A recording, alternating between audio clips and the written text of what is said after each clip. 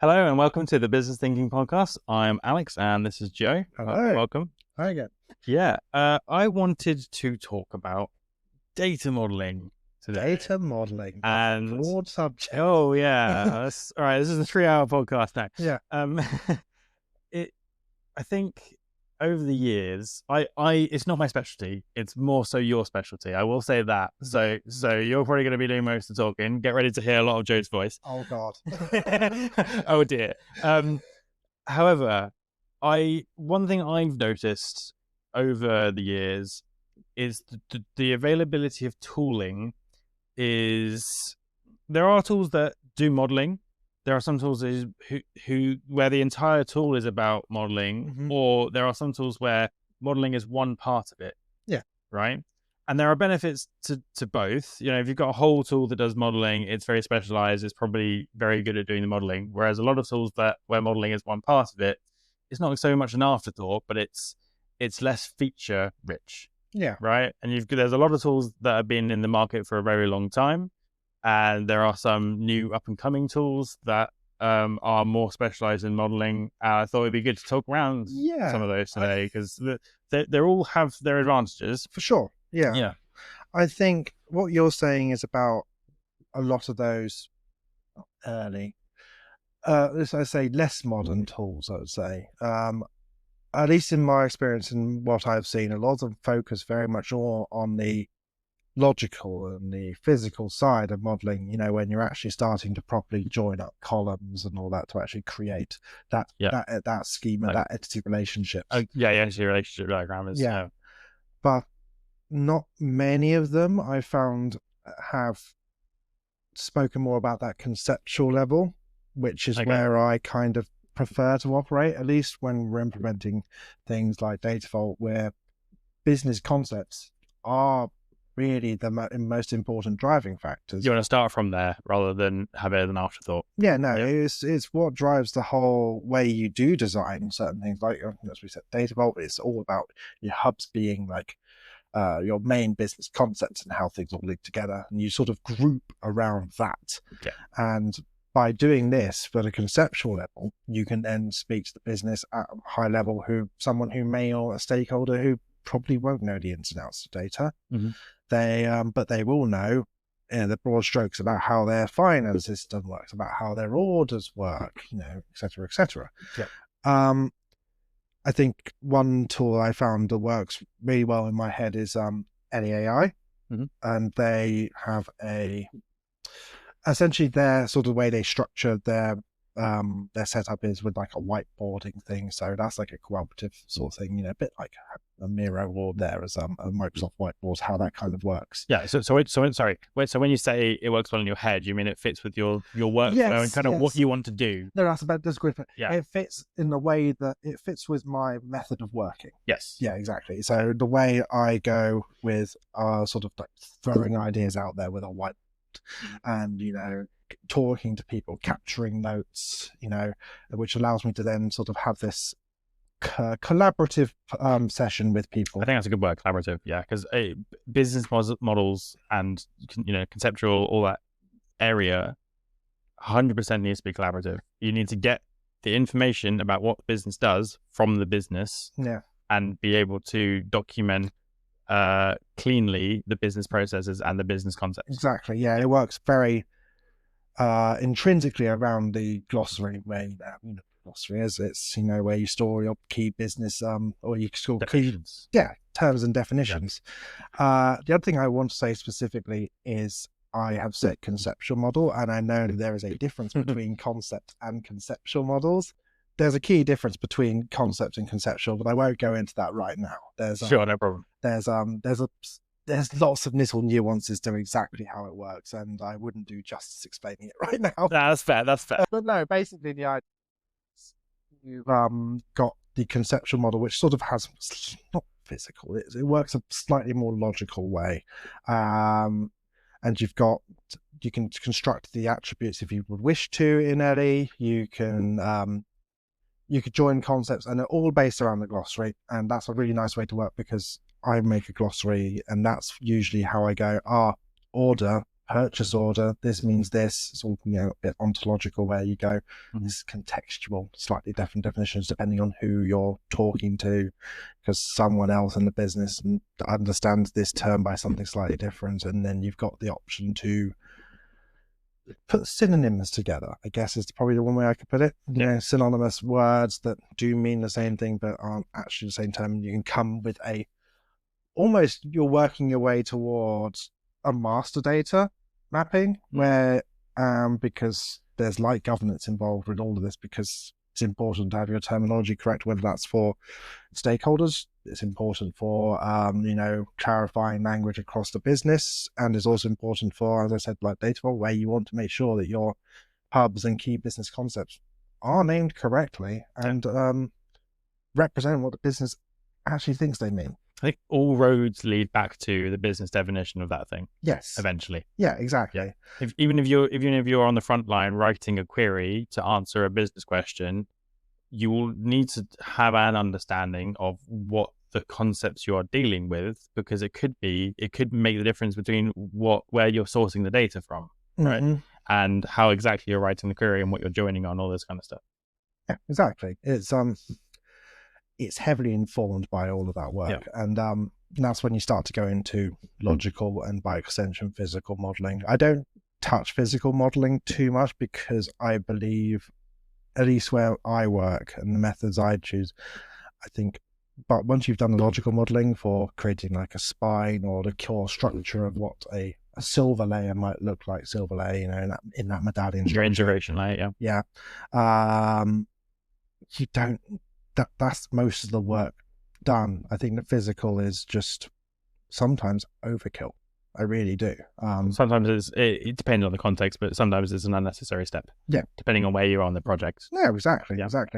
And I can get all that through Ellie. I know there's other tools out there, but that's just, as I said earlier, that's the one that really sort of clicked with me. I think from my perspective, at least, from what I've done with Ellie, one of the things I really like about it is you can get data out programmatically. It's got an API.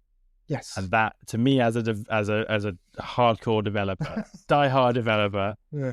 I really love having an API. If you've got a SaaS-based tool that's heavily based on a user interface, you can't, it's maybe not terminal-based. No. Having an API to get data out and automate some of the downstream stuff is very powerful. I like that personally. Exactly. You need, and then that comes into like why I said I don't use physical models like that, but it's good to have that, like with that database connection, you can bring well, not the API but specific, but there's you can bring all that in. You can then have that as you're building this really useful source of truth for everything. And like you say, you've got the APIs to bring things in and out. You can automate things. There's lots of, as someone who's from an outside perspective to the modeling, someone who cares more about the infrastructure and the grander scheme of how this all fits into your system architecture, your solution design. It's great. It's got those options. Is there any particular feature you're particularly saves you a lot of time, or you're just like, you know what, that's cool? That's cool. I think there's a lot of that's cool, and I think it's always good. There's it's nice to be able to reuse concepts. I think there's some little tweaks here and there, but the overall idea of reusing like concepts, like dragging them out from the glossary, being able to see that, and then you can see where you've used it in, whether it's in a conceptual model, a logical model, or a physical model. You can see the lineage almost of a concept. I was about to say lineage, yeah. The word. The lineage of the concept going through and how it permeates throughout your structures that you design. Okay. And whether that be, as part of linking two hubs together, or, part of any other relationship between two grand tables, it is captured, and you can capture that. And it's really nice to see, and be able to search in such a way like that. So I think it's very good for finding how concepts fit together and how you've made them fit together later down the line. I just think the glossary is at the heart of it, and it uses it very well. And I can't overstate how useful that is, because you can see I'm smart. I get a bit excited about how it's nerdy. I think for full transparency, it's worth mentioning we are partnered with Ellie. However, I think even if we weren't, it's an incredibly useful tool, and we found it's really changed how we do things. But also at the same time, it fits naturally into what we kind of wanted out of a tool anyway, right? Yeah, I'd say even Part of the reason we're partnered with them. Even when I'm not using it, it has influenced the way that I work. Yeah, because you're like, oh, well, I've learned a good way of doing that from Ellie. I can take it into other areas. Yeah, it's taught, because they've obviously got a different philosophy to me. Yeah, a different design philosophy, a different modeling philosophy.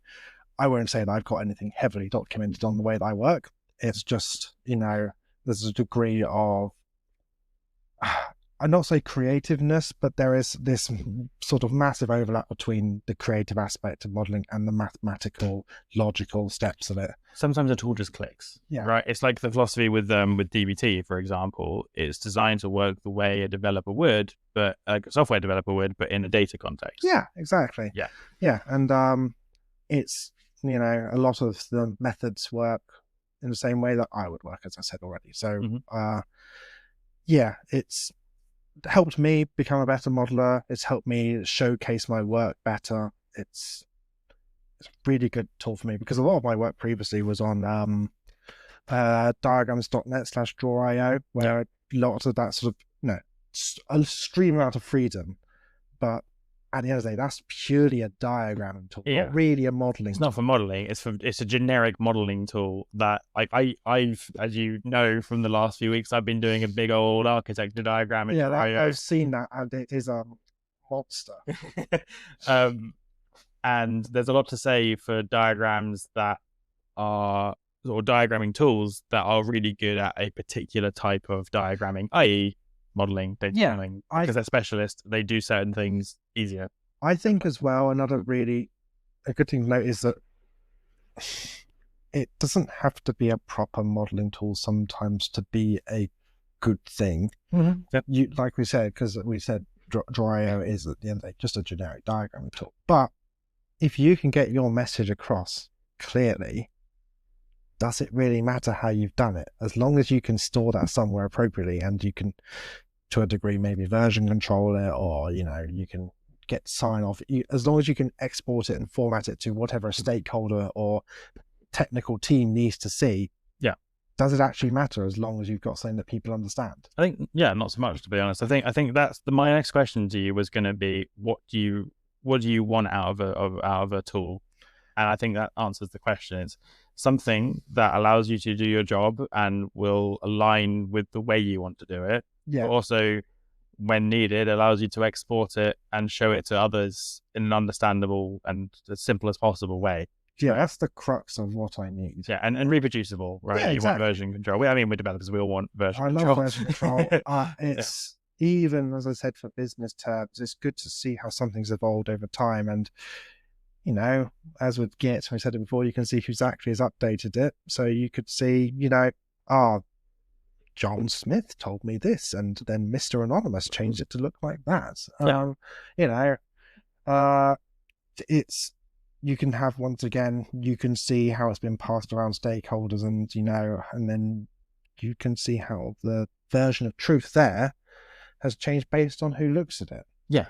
I mean, it's almost like an audit trail for the data model. It will tell you what happened when for that data model, and why potentially certain implementation decisions or even certain business decisions are made. Yeah, precisely. If a change in the model, I mean, this is a very extreme example, but for example, if a change in the model means that you need to rewrite a dashboard, you can see, okay, that change defined or at least contributed to why this bit of work happened. What's the trickle down, the cascading effect of this simple decision? Yeah. And tools like Ellie allow you to do that, is the point you're making. Yeah, to a degree, yeah, they do allow for that sort of, because you can see who's edited models and stuff like that. So it's very useful in that regard. And I'm yet to use it at a super large scale yet, but I'd be interested to see exactly how it works at a Really, large. like really give it a hard test. Yeah, Yeah, exactly. Yeah, thrash it. thrash it. Yes, indeed. Just sort of mold it into whatever I need it to at Yeah. that point in time. If you're still hand coding your data vault models, you're wasting time. Automate DV is a free, open source DBT package that lets data engineers build data vaults without the boilerplate. No more repetitive SQL, no more fragile pipelines, just metadata in, trusted models out. It's rigorously tested, production ready, and that's why thousands of data engineers from businesses like Betway, LiveOps, and NHS Digital use it. If your team is spending more time coding than delivering insights, it's time to change that. Go to automate-dv.com and start building smarter. That's automate-dv.com to get started with the open source Data Vault automation tool. But yeah, I think the crux of what we said is, other than like talking about Ellie, a diagram, it's all about the message and it's how you get it across. Mm-hmm. If you can demonstrate something with just a few words on a diagram, a piece of paper, you get a giant A2 bit of paper out and then draw on it and you can show it to people. That's a message across. Yeah. If you document that, you can then, scan it, however you redraw it. And that makes sense. That still makes sense to people. Does it really matter? You've explained to the technical people, you've explained to the stakeholders, you've got sign off for whatever reason on that. You're golden. Yeah, a lot of modeling starts on a whiteboard. Yeah, and is very much a discussion. Yeah. That will then turn into something formalized. Yes. If you can do that all in the same tool, and especially in the modern world with remote meetings and online stuff, Yeah. if you can do that with in a digital way, and it fits that way of working, then that's a good tool. Exactly. Yeah. Have you got anything else to add on that? Because I know you said you've used Draw for like your more architecture diagrams, which is very different to the way I've worked on things. Yeah, I think the only thing really is, we've kind of already touched on it, is that diagrams can get very messy, lots of arrows everywhere very quickly. Yeah. And one of the actual sorry to keep harping on about it, but from my computer science background, it's I mean, it's a whole nother podcast topic in itself, but the algorithms that arrange arrows and lines in a particular way to make it look pretty, actually extraordinarily difficult.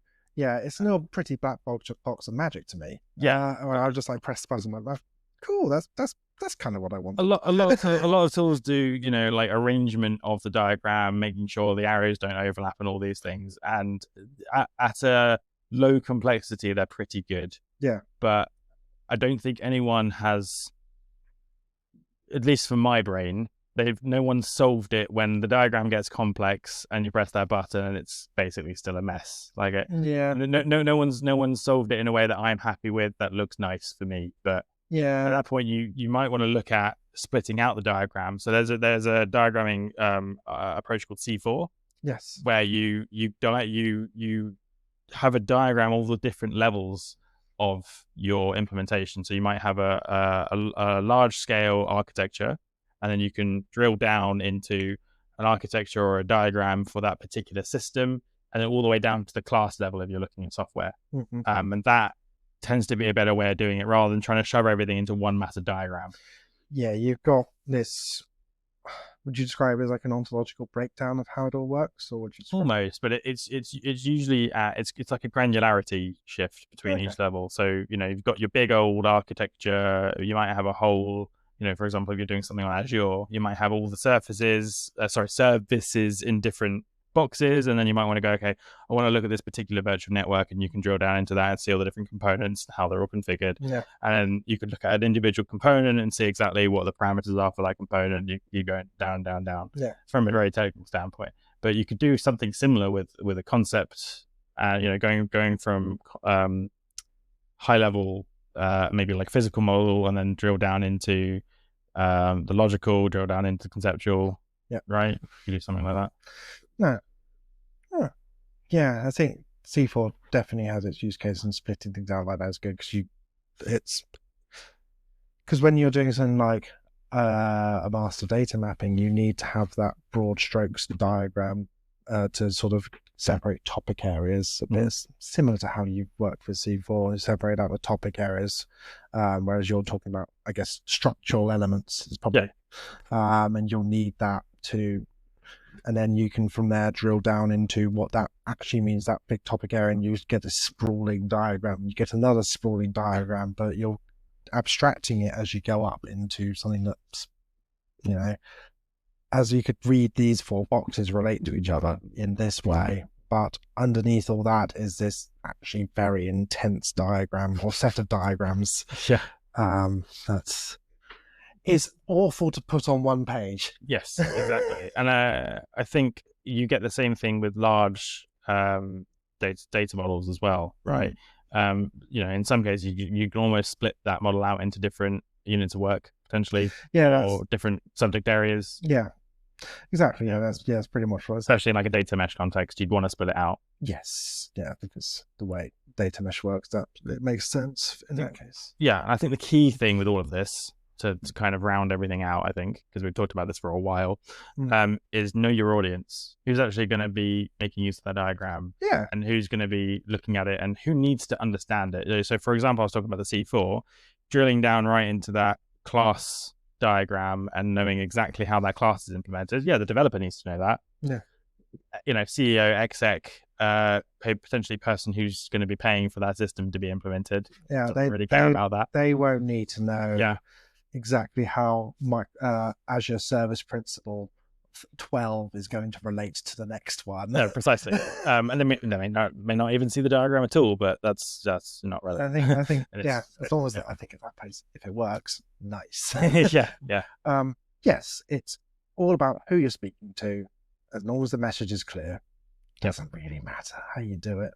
Yeah. But there's just tools to make that message a little bit clearer. Exactly, and make it easier for you to make less work with the same result. That's what tooling's all about. Precisely. Yeah.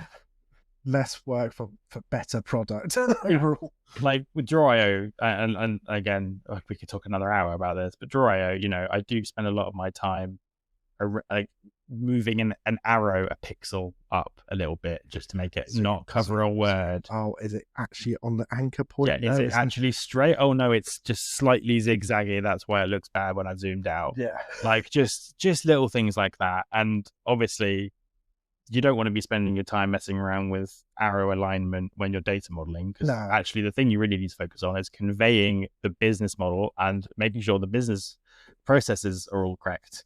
Exactly. Right? Yeah. So use the right tool for the job as well, I guess, is the other takeaway. Yeah. And you'll find that out as, there'll be other tools out there. I know there's like Irwin Data Modeler, Oracle SQL Modeler. They all have their advantages and disadvantages. Exactly. Yeah. Exactly. It depends on your use case entirely. Yeah. And I think that's good.